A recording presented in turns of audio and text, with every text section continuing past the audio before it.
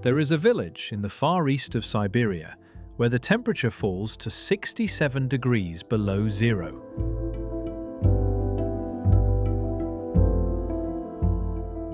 Not below freezing, below zero. Cold enough that if you throw a cup of boiling water into the air, it never lands. It becomes snow before it falls. This is the coldest place on Earth where people live all year round. Not a research base, not a camp that empties in spring. A village with a school, a shop, a bakery, and roughly 500 people who were born here and who will die here.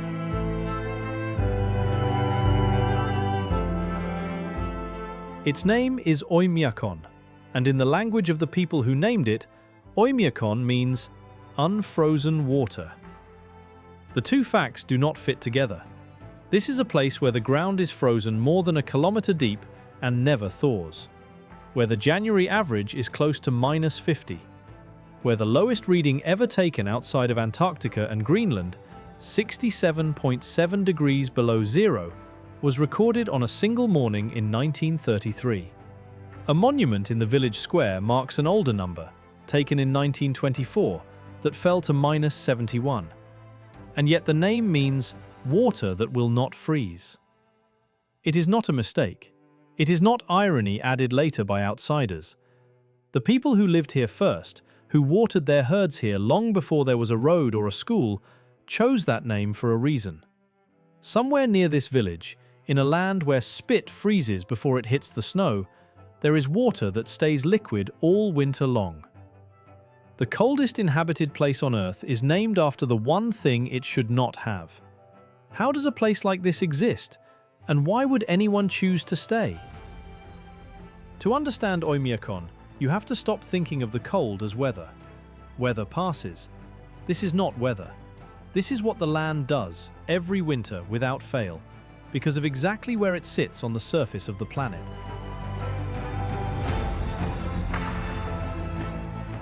Oymyakon is not at the North Pole. It is not even inside the Arctic Circle. The circle lies about 350 kilometers to the north. The village sits at roughly the same latitude as parts of Scandinavia and northern Canada, places that are cold but that never come close to this. So the latitude is not the answer. The answer is the shape of the land and the distance from the sea. Look at a map of Asia and find the middle of it, the deep interior, as far from any ocean as land on Earth can be. Oymyakon sits in that dead center of the continent. The nearest open water that could soften its climate, the Sea of Okhotsk, lies about 450 kilometers to the south. And between the village and that sea stands a wall of mountains, the Suntar-Kayata Range, rising above 2,500 meters. The ocean matters more than people think. Water holds heat. A coastal town in winter is warmed by the sea beside it, which releases the warmth it stored all summer, slowly, like a stone by a fire. That is why islands rarely freeze hard, and why the centers of continents do. Oymyakon has no sea. The mountains take away even the memory of one. The moist Pacific air that might have carried some warmth inland is lifted, wrung dry against the peaks, and never arrives. What reaches the village is air that has forgotten the ocean entirely. Dry, still, and free to do what dry, still air does in the dark. Because here is the part that surprises people most. The cold in Oymyakon does not blow in from somewhere else. It is not a wind out of the north. It is made on the spot, and it falls, not from the horizon, but from the sky.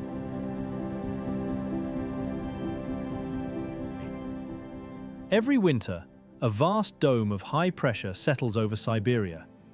Meteorologists call it the Siberian High. It is one of the most powerful and most stubborn features of the planet's atmosphere, a mountain of cold, heavy air that sits on this part of the world for months and does not move. It is hard to grasp how large this thing is. The Siberian High is not a local weather pattern. It is a continental one, a single mass of dense, cold air that at its winter peak can cover most of northern Asia, from the Ural Mountains almost to the Pacific. The air pressures recorded beneath it are among the highest ever measured at sea level anywhere on Earth. Its edges reach out and shape the weather of half a hemisphere. It drives the bitter winter winds that sweep down over China and Mongolia, and it steers the monsoon that turns the seasons across the whole of Eastern Asia. 1 billion people in a dozen countries feel the breath of this thing every winter without ever knowing its name. And at its cold, still heart, in the deep valleys of the northeast, sits Oymyakon. The village does not live at the edge of the Siberian high. It lives at the center of it, under the thickest part of the dome, where the air is heaviest and the sky is clearest and the machine runs at full strength.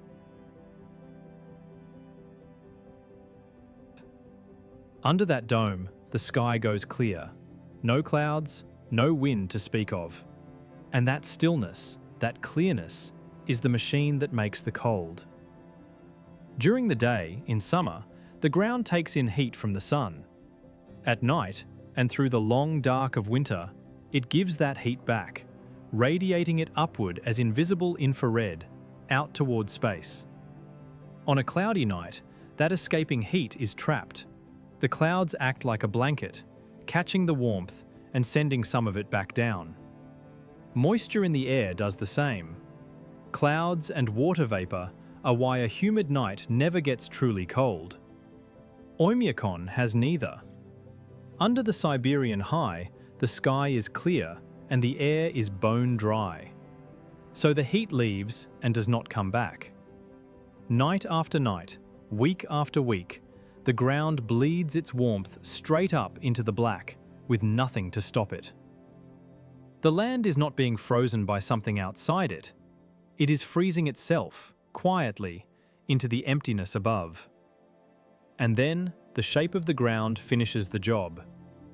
Oymyakon does not sit on an open plain.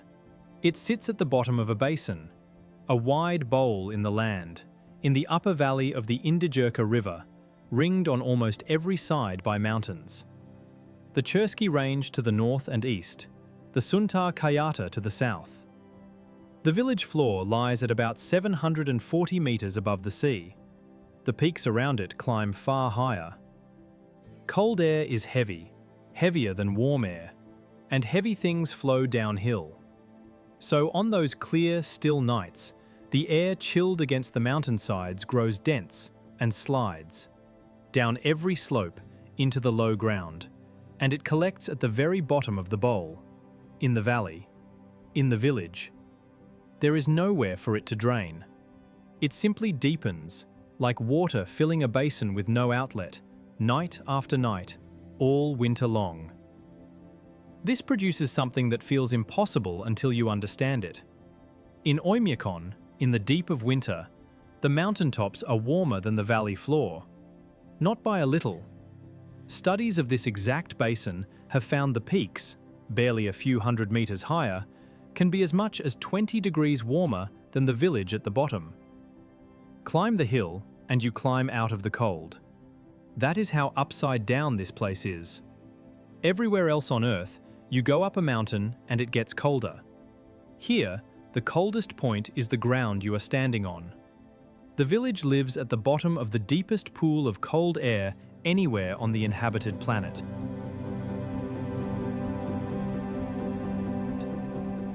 Continent and sky and the shape of a valley.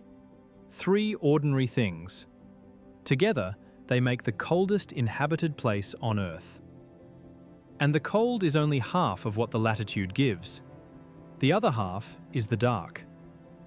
Oymyakon sits far enough north that the sun barely climbs in winter.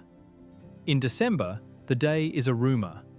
3 hours of thin grey light, low on the horizon, that never quite becomes morning before it fades back toward night. The village goes to work in the dark and comes home in the dark, and the streetlights burn through the middle of what other places would call afternoon. For weeks, the sun is a memory the land is waiting to have again. And then the year turns, and the same latitude that took the light gives it all back at once. In summer come the white nights, days so long that darkness never fully falls. When the sun dips toward the horizon at midnight, and rises again without ever setting, and the sky at 2 in the morning is the pale blue of dusk that will not end. The land that spent December in the dark spends June drowning in light. It is the same trade the cold makes, told in a different currency. Everything here comes in extremes, because the middle, the mild, the moderate, the in-between that most of the world lives in, is exactly what a place this far from the sea does not have.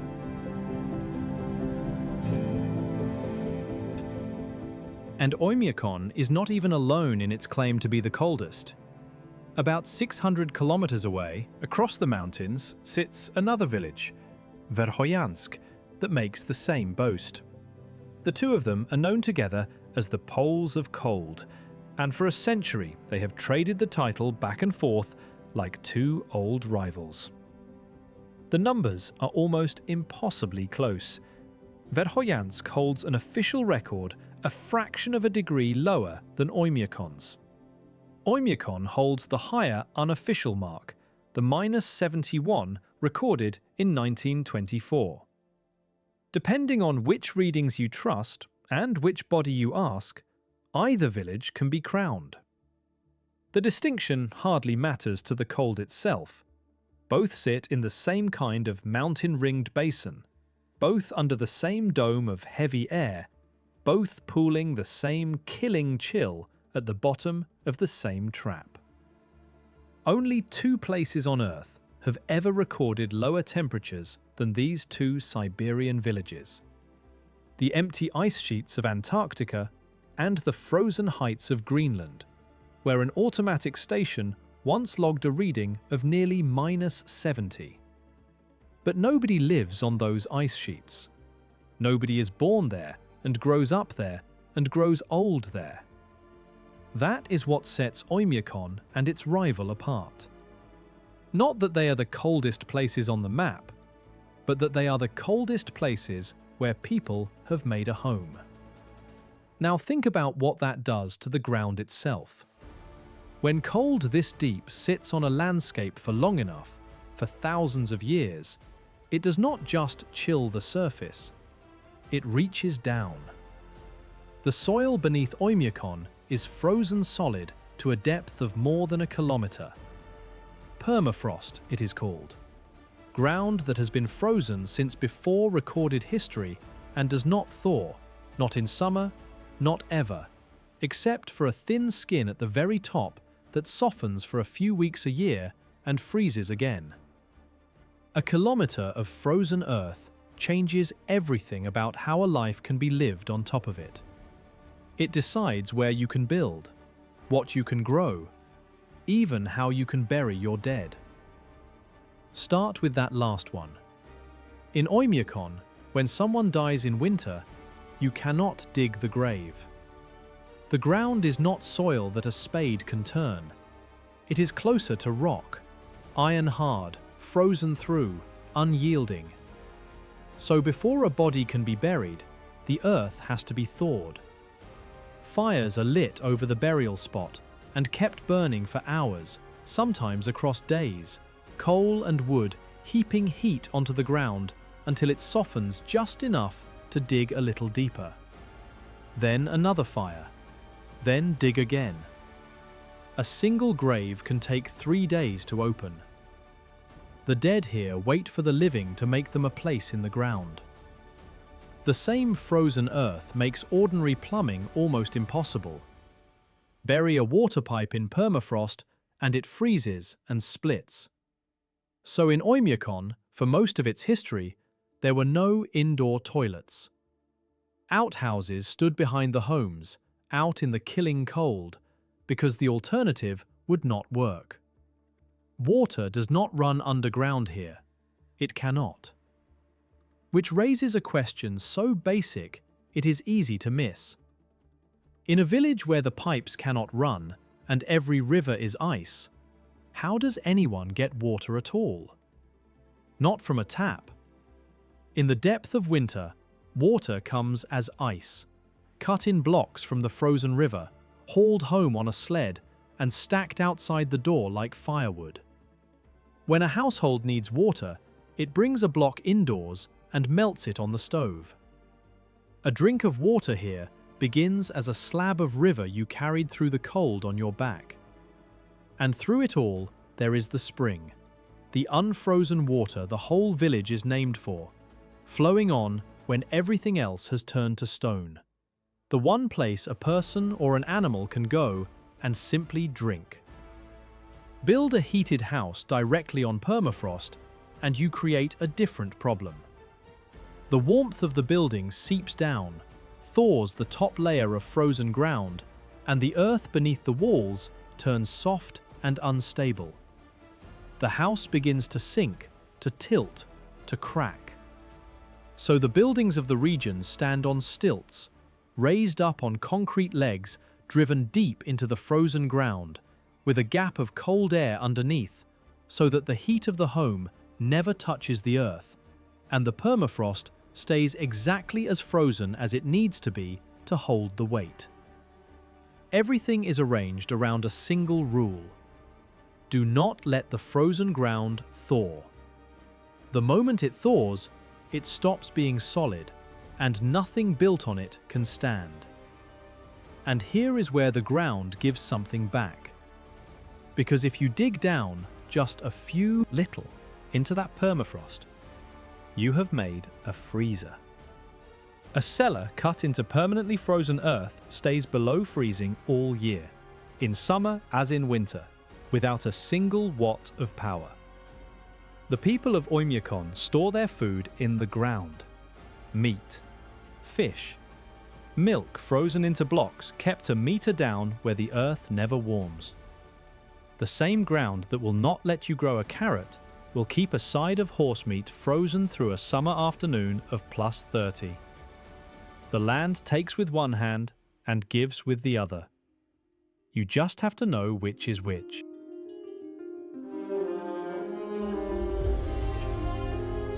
Which brings us to the question that hangs over everything here. If the ground is frozen a kilometre deep and stays frozen, then nothing can grow in it. No wheat, no potatoes, no orchard, no field of grain. For most of the year, there is not a green thing on the land that a person could eat. So what do you eat in a place where nothing grows? The answer is that you do not eat plants. You eat what the land can feed, and then you eat that. Long before there was a village here, this valley was a stopping place for herders. Not farmers, there was nothing to farm. Herders, following animals across the tundra and the sparse northern forest, the taiga. And they came to this exact spot for one reason: the water that will not freeze. Remember the name: Oymyakon, unfrozen water.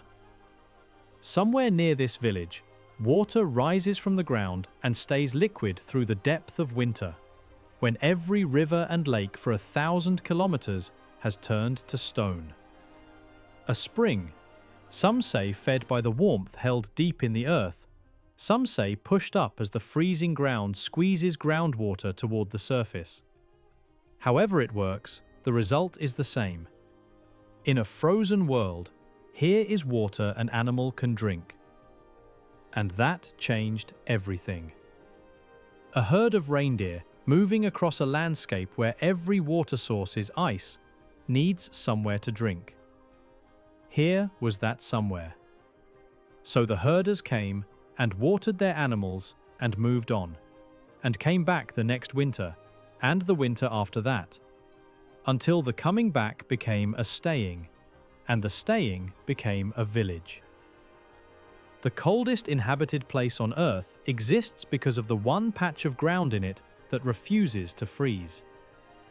But the reindeer were only the beginning, because the people who eventually settled this valley for good did not come from the cold. They came to it, and they brought an animal with them that would make permanent life here possible.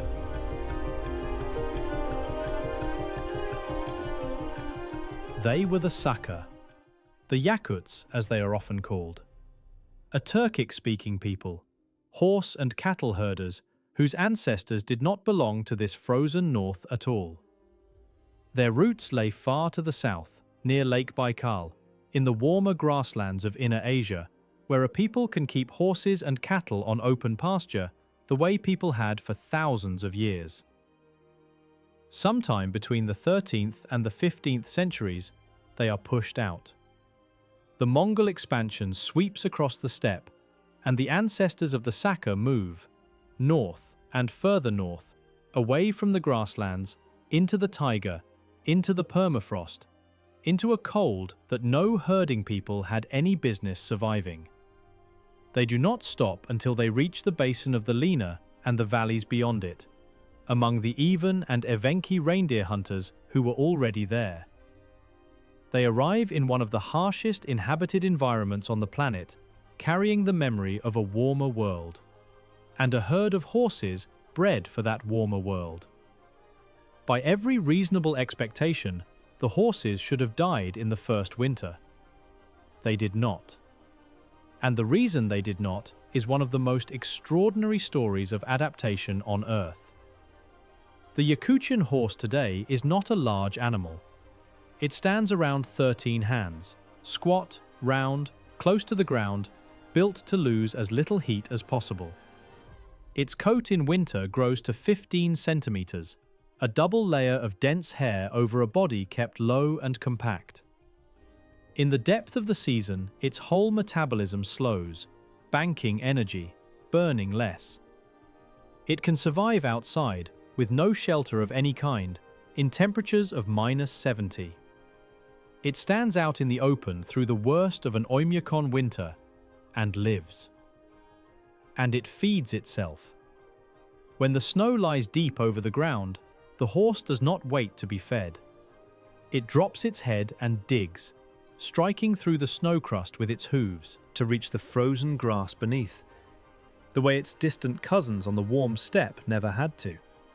It reads the land for the plants that will keep it alive, and finds them under a meter of white.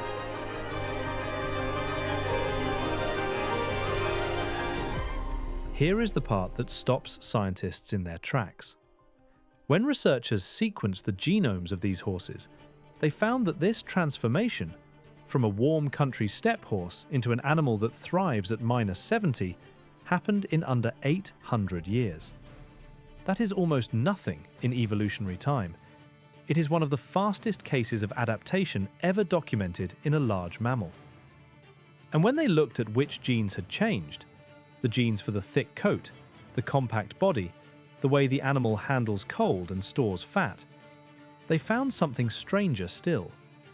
The same genes had been selected independently in the human beings who live in this same cold, and in the woolly mammoths that walked this same ground during the Ice Age. 3 different creatures, a horse, a person, a mammoth, shaped by the same land, in the same direction, toward the same answers. The cold did not care what body it was working on. It set the terms, and every living thing that stayed was bent to fit them. And the people carry their own version of that shaping. When researchers study the bodies of the Saka and their northern neighbors, they find the marks of the cold written into the way those bodies work. The metabolism runs hot, burning energy faster, keeping the inner fire higher so that the furnace throws off more heat against the outside. The blood carries less fat in it, spent instead on that constant warmth. Genes tied to how the body handles cold and energy, and the narrowing of the vessels that keeps the core warm while the fingers freeze, show the fingerprints of long selection. These are not choices. They are the slow arithmetic of 100 generations, keeping the ones the cold could not kill. Because the shaping had a price, and it is worth naming it plainly. For most of this village's history, the cold decided who lived past infancy and who did not. A local doctor once said that the infant mortality here was always high, that in the old days, only the newborns who were strong in every way survived their first winters at all. The famous longevity of the region, the tales of herders living past 100 on pure air and horse meat, is the other face of the same hard fact. The cold made the elders strong by taking the weak young. It is not a gentle story. It is simply the true one, and it should not be dressed up. The horse and the herder survived the same winter by the same logic. And that is not a metaphor. It is written, letter for letter, in their genes.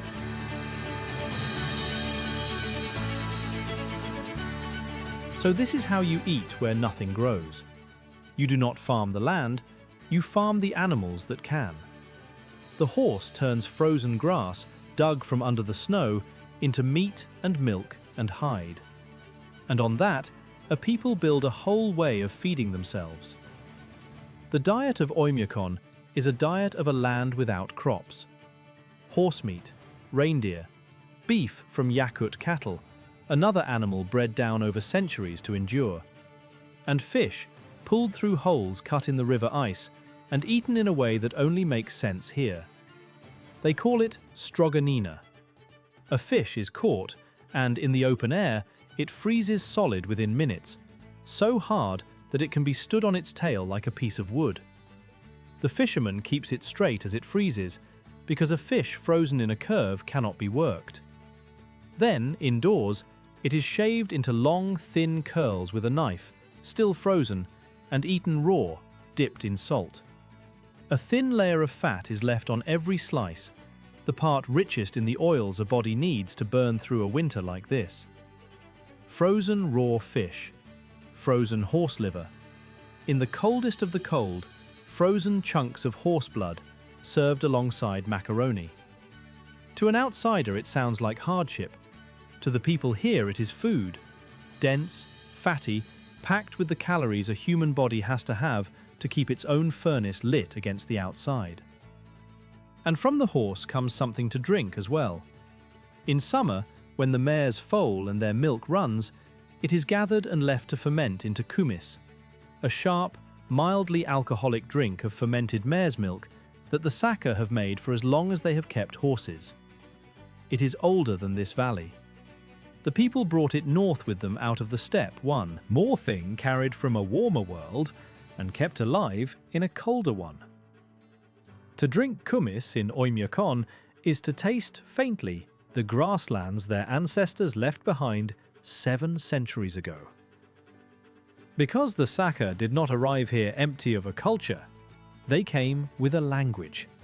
Saka, a Turkic tongue still spoken in the village today, closer in its roots to the languages of Central Asia than to Russian.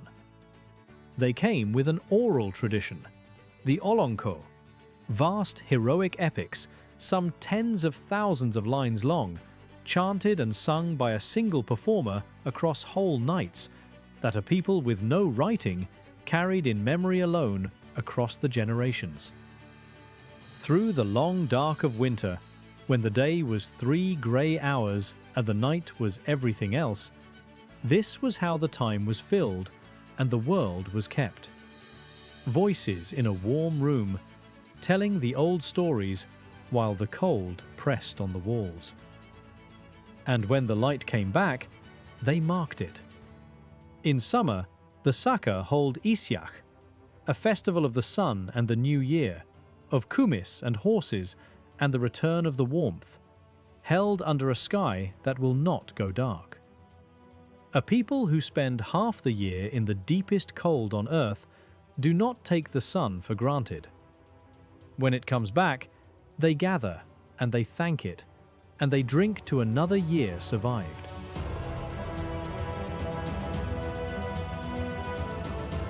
Because that is what you are in Oymyakon, a furnace.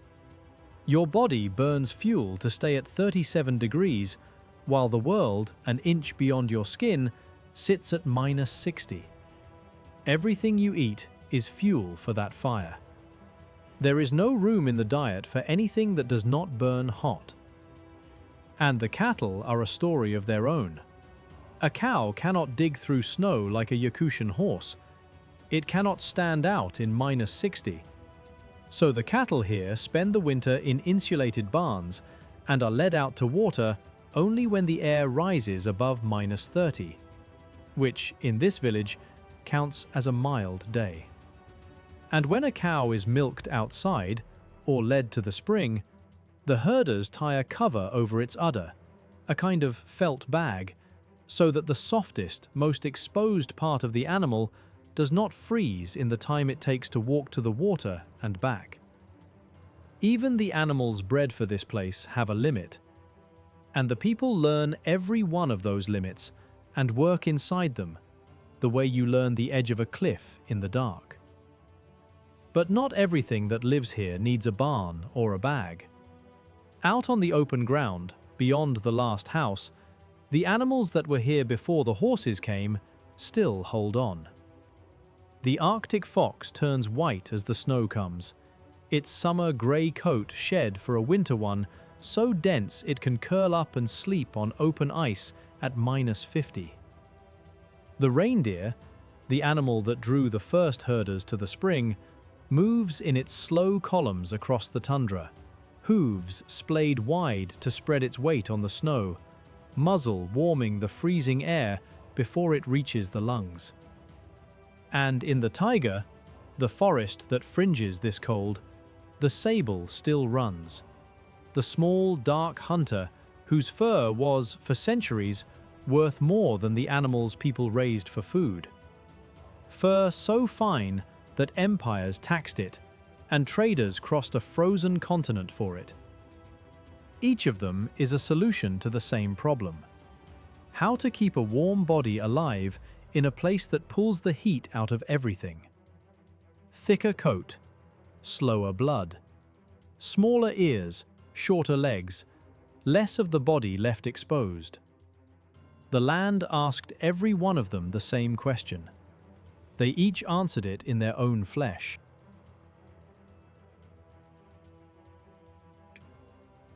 And the people answered it too, not only in their genes, though the science shows those changes are real, in how their bodies handle fat and heat and the long dark. They answered it in how they live, in 1,000 small daily adjustments that, stacked together, add up to a way of being human that exists almost nowhere else. Consider what it takes just to keep a car alive here. In Oymyakon, if you switch off your engine in winter, it may not start again. The oil thickens toward tar, the battery drains, the metal itself grows brittle. So people do not switch their cars off.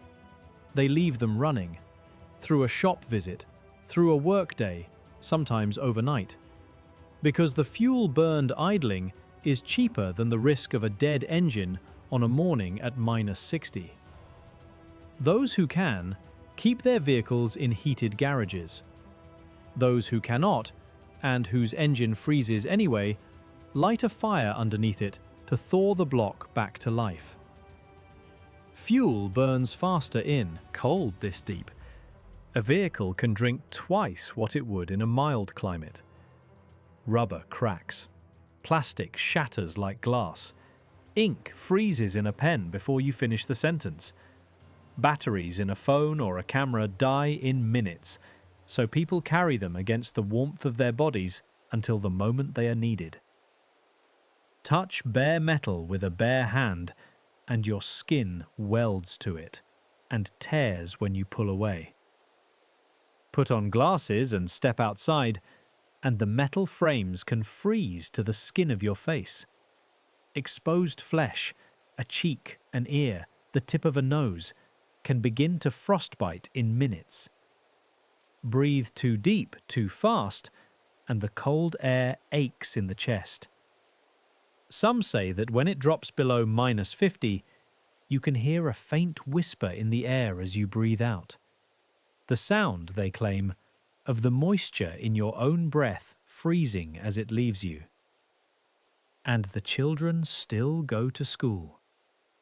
Classes in Oymyakon run through all of it: the buses, the walking, the dark. The school closes only when the temperature falls below -52. Above that, it is simply a cold day, and the day goes on. Coal keeps the buildings warm. A coal-fired plant heats the water that heats the village. and a single household can burn through 100 cubic meters of larch wood across one winter, feeding the stove that stands between the family and the outside. None of this is heroism to the people who do it. It is Tuesday. It is what living here costs, and the cost is simply paid, the way people everywhere pay the cost of the place they are from. You do not marvel at the cold when it is the only weather you have ever known. You just dress for it and go.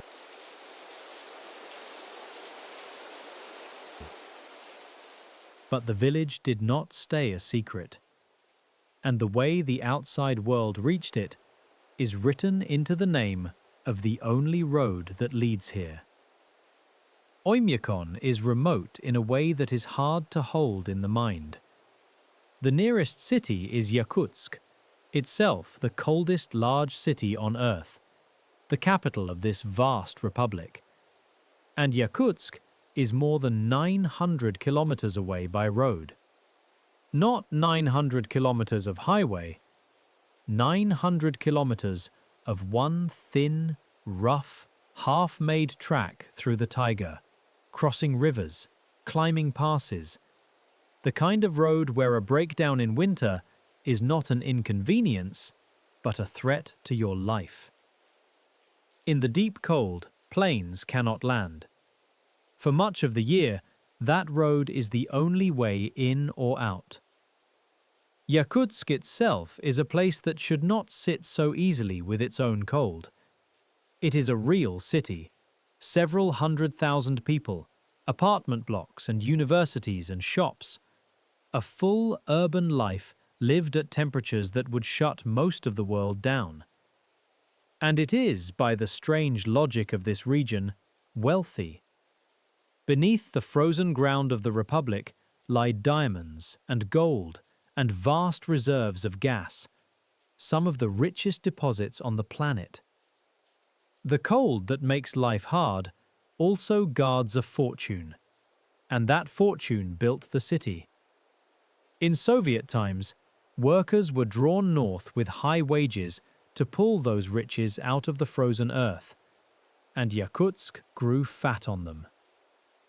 So the region holds a quiet contradiction of its own. The wealth sits in the capital, cosmopolitan and warm-lit behind double glass, while the villages that gave the region its people and its herds and its language remain what they have always been: small, frozen hamlets at the ends of long roads. Oymyakon does not sit on a diamond field. It sits on a spring and a valley, and 400 years of knowing how to live where the diamonds are too far away to help. The distance between the city's comfort and the village's cold is the same 900 kilometers of the Road of Bones. And that road has a name. The people who live along it call it the Road of Bones. It is the truth, not a legend. In the middle of the 20th century, this highway was built through some of the harshest terrain on the planet, and it was built by prisoners. Tens of thousands of them, sent to labor camps across this frozen region, made to cut a road through permafrost and mountain by hand, in this cold, with almost nothing. Many did not survive it, and it is said that where they fell, they were buried in the roadbed itself, that the men who died building the road lie beneath it still, and that the road runs, quite literally, on their bones. There is no softening that. The way into the coldest village on Earth was opened at a terrible cost, paid by people who never chose to be here. The land was hostile enough on its own. What the road cost was something else. And it should be named plainly and left to sit.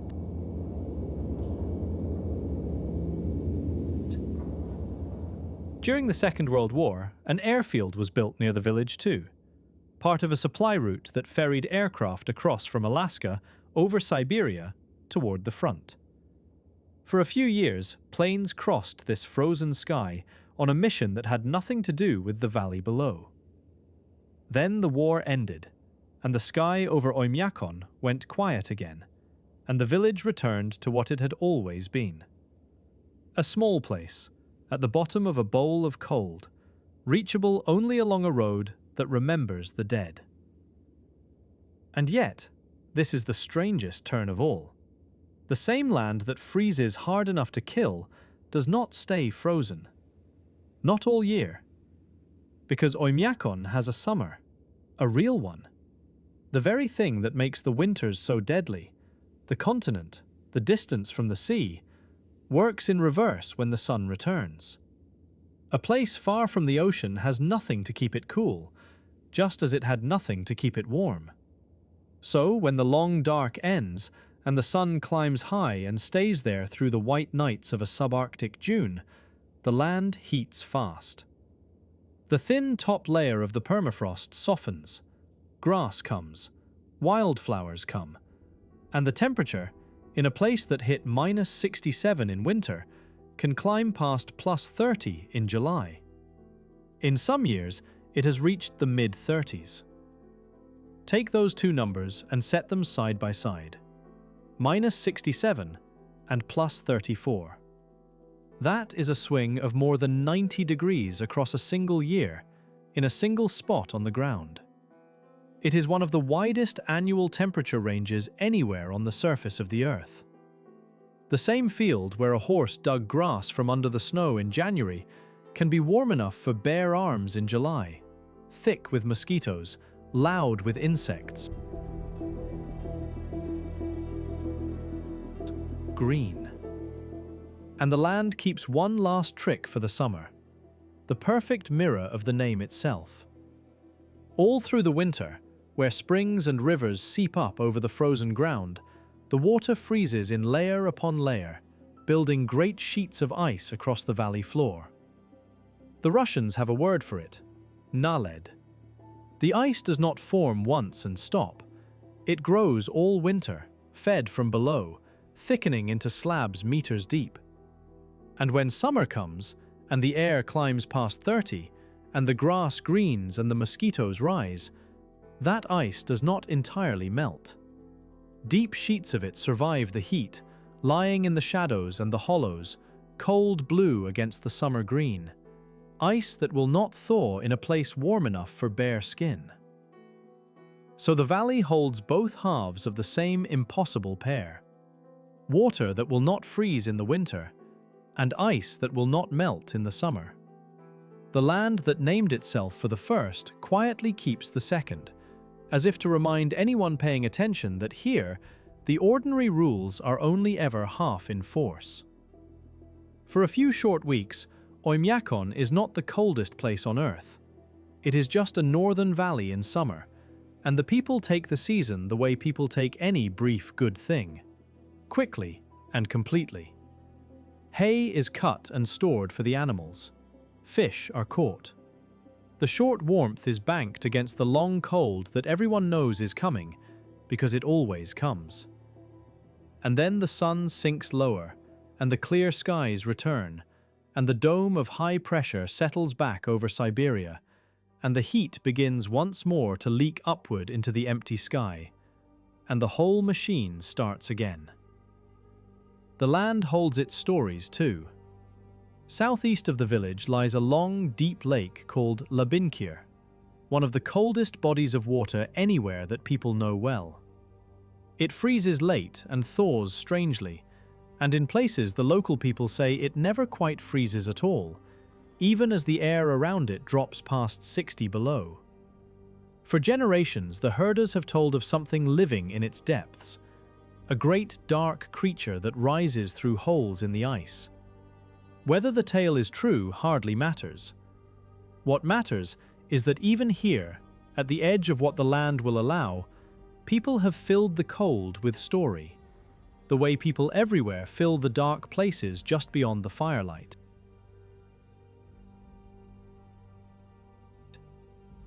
And in recent years, the outside world has begun to come looking. The village that spent centuries at the end of an impossible road now draws travelers who cross half the planet too. Feel a cold they cannot imagine. To stand in the square by the monument. To watch a thrown cup of water turn to snow in the air. To lower themselves astonishingly into the unfrozen spring while the temperature around them sits at 60 below. Each winter there is a festival, the Pole of Cold, that gathers people from across the north and beyond. The village has taken a sister city far to the south, in China. The children who once knew only the road to Yakutsk now share their cold with strangers who came a very long way to borrow it. It is a gentle irony, and worth sitting with. The very thing that made this the hardest place on earth to reach, the cold, the distance, the road, is now the thing that draws the world toward it. What was once only a burden has become, in part, a gift the village can give away. So we come back to the question we started with. Not how these people survive. That much we can now see. The horse, the spring, the frozen cellar, the fires over the graves, the 1,000 adjustments of a life shaped entirely by the land. The harder question is the one underneath it. Why here?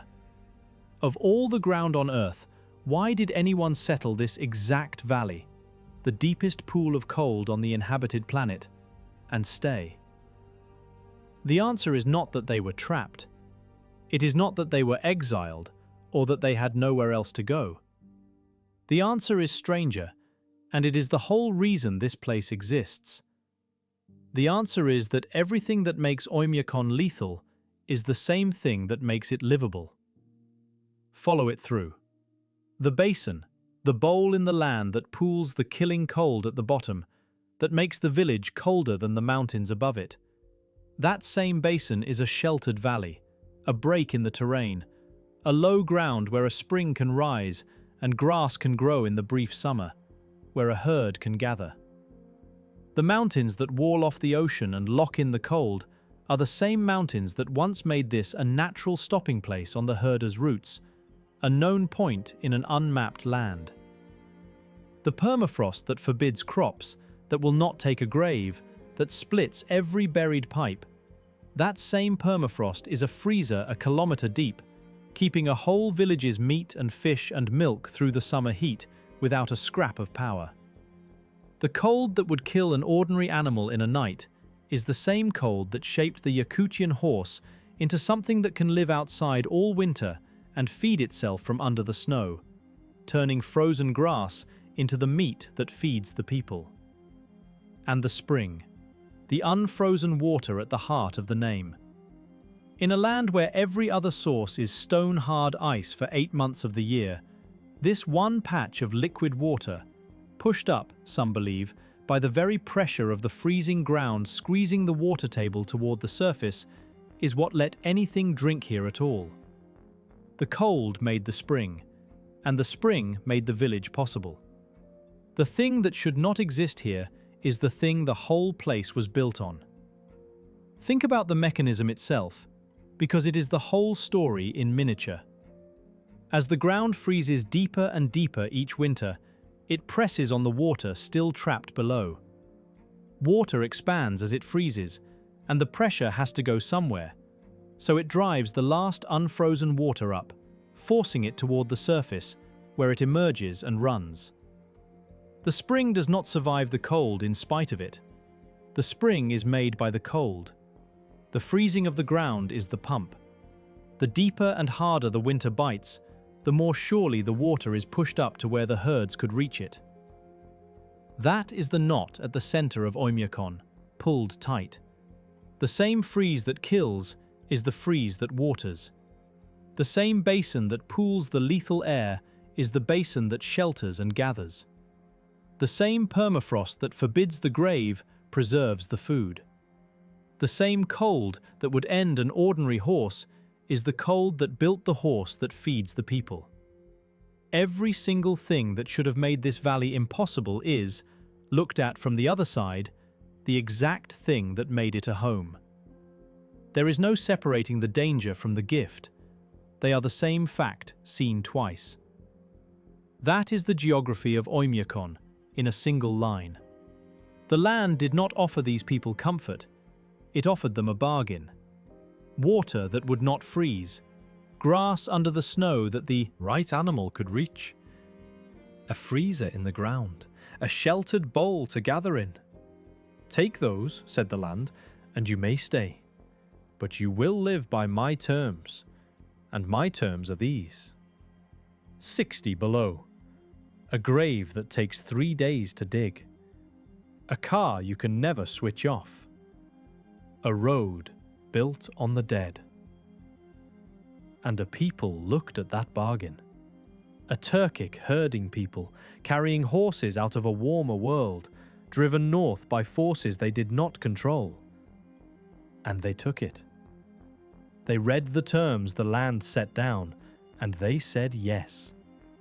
Not because they had to, because the terms, harsh as they were, could be met. And a life, a real one, with a language and a music and a way of eating and a place to call home, could be built on top of them. Nobody chose Oymyakon for its comfort. They chose it because the land, in the middle of trying to kill everything on it, left exactly enough room for a life. And they found that room, and they filled it, and they have not let go of it in 400 years. That is why anyone lives in the coldest town on earth. Not despite the cold, because of the narrow gift buried inside it.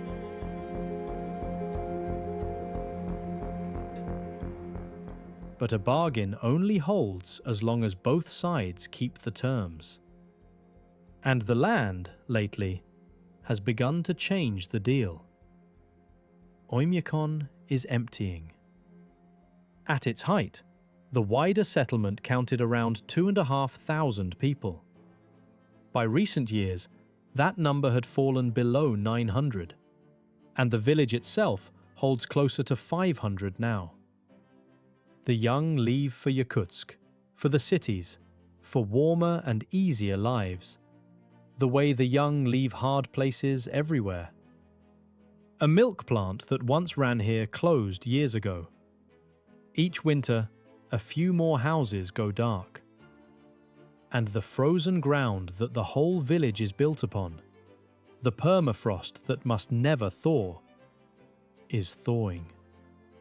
The world is warming, and the far north is warming fastest of all. The winters here are still savage, still among the coldest on Earth.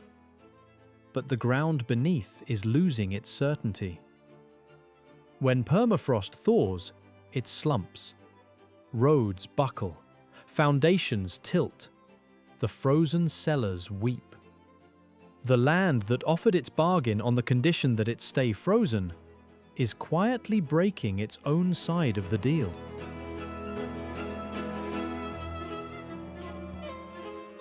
No one knows how this ends. Whether the cold that made Oymyakon will hold long enough for the village to hold. Whether the children in that school, dressing against a -50 morning, will raise their own children here. Or whether, in another lifetime or two, the coldest inhabited place on Earth will simply stop being inhabited. Its houses left to the thawing ground, its spring still rising, unfrozen, into an empty valley. The land made an offer once, and a people said yes. And for 4 centuries, the terms held. Whether they hold for a 5th is a question the land has not yet answered, and may not answer in any of our lifetimes.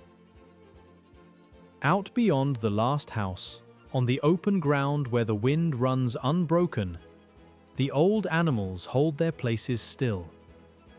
The Arctic hare, white on white, going motionless when a shadow crosses the snow. The reindeer in their slow columns, the same shape moving across the same tundra that drew the first herders to the spring a lifetime of lifetimes ago. They have no stake in whether the village stays or goes. They were here before it, living by the same terms, bending to the same cold. If the house is empty and the road falls quiet, the hair will still turn white in October, and the spring will still rise, and the land will go on setting its terms for whatever is left to meet them. What we can say is this: there is a village in the far east of Siberia where the temperature falls to 67 below, where the dead wait for fire before the ground will take them, where a horse digs its dinner from under the snow, and where the water, against everything, refuses to freeze. It is called unfrozen water, and for as long as anyone can remember, that has been enough. Thank you for making this journey with us to the bottom of the coldest valley on Earth. If you'd like to keep traveling to the places where the land sets every term, subscribe to It Set, and we'll see you on the next one.